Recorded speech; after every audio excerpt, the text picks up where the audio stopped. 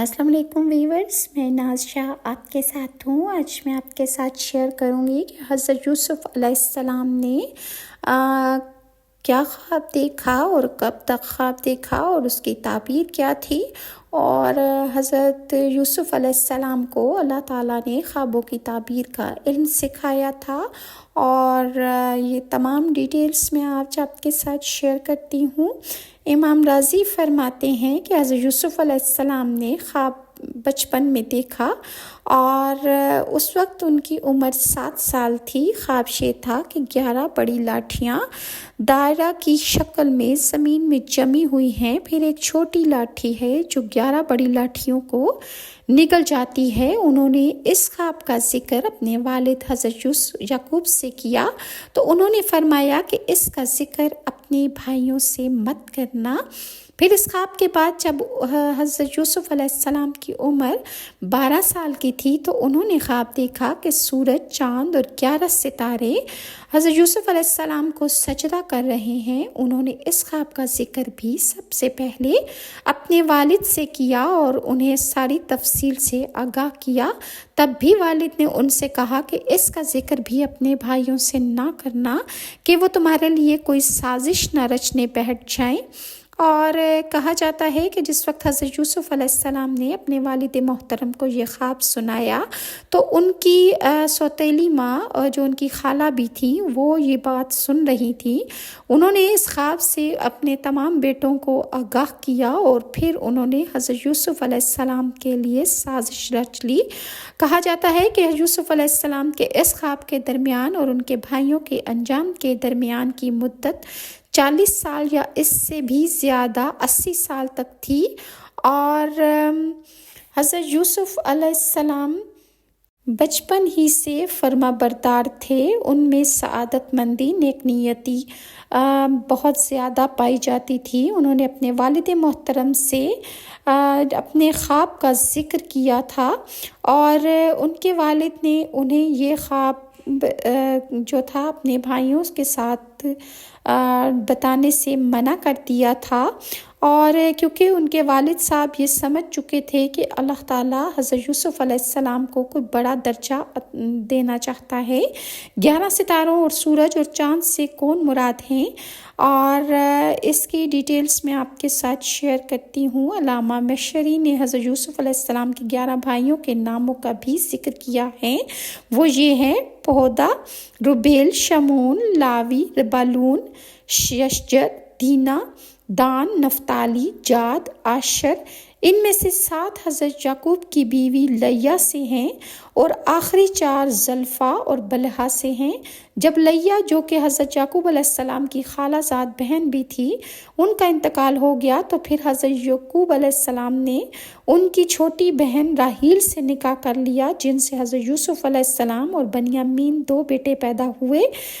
اور آسمان پر تو ستارے بے شمار ہیں، ان میں سے وہ خاص 11 ستارے کون سے تھے جو سجدہ ریز ہوئے؟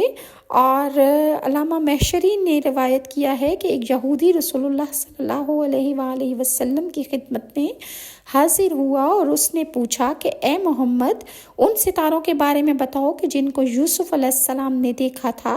رسول اللہ خاموش رہے۔ اسی دوران حضرت جبرائیل علیہ السلام نازل ہوئے اور آپ کو ان ستاروں کے نام بتائیں۔ آپ نے یہودی سے فرمایا، اگر میں تمہیں ان 11 ستاروں کے نام بتا دوں تو کیا تو مسلمان ہو جائے گا؟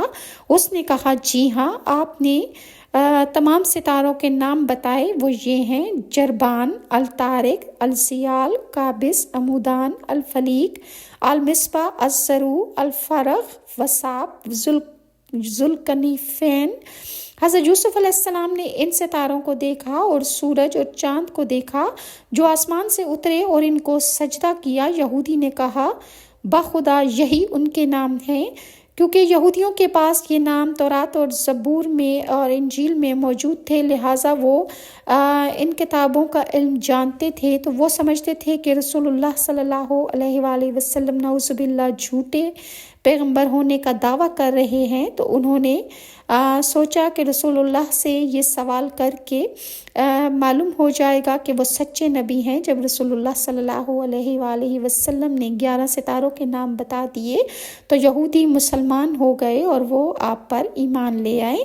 اور حضرت یوسف علیہ السلام کے بھائیوں نے اپنے والد صاحب کو دیکھا کہ وہ یوسف علیہ السلام سے غیر معمولی محبت رکھتے ہیں، اس پر ان کو حسد ہوا، اور یہ بھی ممکن ہے کہ کسی طرح بھائیوں کو یوسف کے خواب کا علم ہو گیا ہو، جس سے انہوں نے محسوس کیا ہو کہ یوسف کی بڑی شان ہونے والی ہے، اس سے حسد ہوا، اور وہ سمجھتے ہوں کہ محبت تو ہم سے زیادہ ہونی چاہیے، اس لیے کہ ہم ایک بڑی تعداد میں طاقتور ہیں اور وقت پڑنے پر ہم ہی اپنے والد کے کام آ سکتے ہیں۔ یوسف اور بنیامین تو بچے ہیں، یہ کیا کام آ سکتے ہیں؟ اس لیے ہمارے والد صاحب کی یہ کھلی ناانصافی ہے، اور اس کے علاج کی دو صورتیں ہو سکتی ہیں، یا تو ہم یوسف کو قتل کر دیں یا تو اس کا قصہ پاک ہو جائے، یا پھر ہم یوسف کو کسی دور دراز ملک میں پہنچا دیں۔ اس طرح والد صاحب کی توجہ اور محبت ہمارے ساتھ مخلص ہو جائے گی۔ رہا قتل یا کنویں میں ڈالنے کا گناہ، تو بعد میں توبہ کر کے تم نیک بن سکتے ہو۔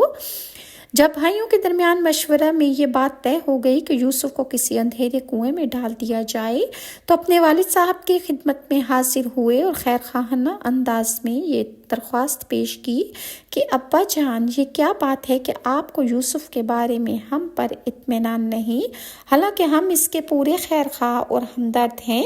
کل آپ اس کو ہمارے ساتھ سیر و تفریح کے لیے بھیج دیجئے کہ وہ بھی آزادی کے ساتھ کھائے پیے اور کھیلے کودے، اور ہم اس کی پوری طرح حفاظت کریں گے۔ حضرت یعقوب علیہ السلام نے فرمایا، میں اس کو تمہارے ساتھ بھیجنا نہیں چاہتا، اور اول مجھے اس نور نظر کے بغیر چین نہیں آتا، دوسرے یہ کہ وہ مجھے خطرہ ہے کہ کہیں ایسا نہ ہو کہ تمہاری غفلت کی وجہ سے یوسف کو کوئی بھیڑیا نہ کھا جائے۔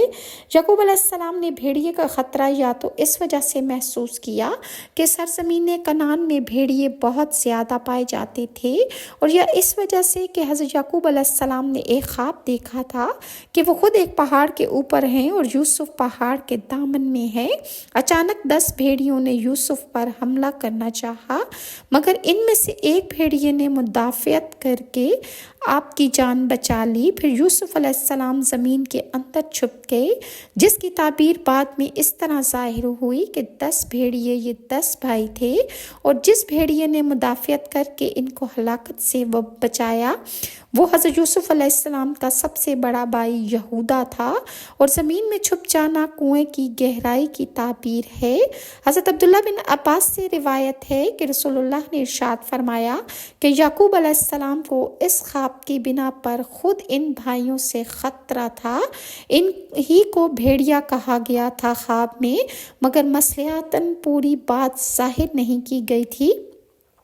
امام قرطبی نے یوسف علیہ السلام کو کنویں میں ڈالنے کا واقعہ بیان اس طرح کیا ہے کہ جب ان کو کنویں میں ڈالنے لگے تو وہ کنویں کی من سے چمٹ گئے، بھائیوں نے ان کے ہاتھ باندھ دیے تاکہ کسی چیز کو نہ پکڑ سکیں۔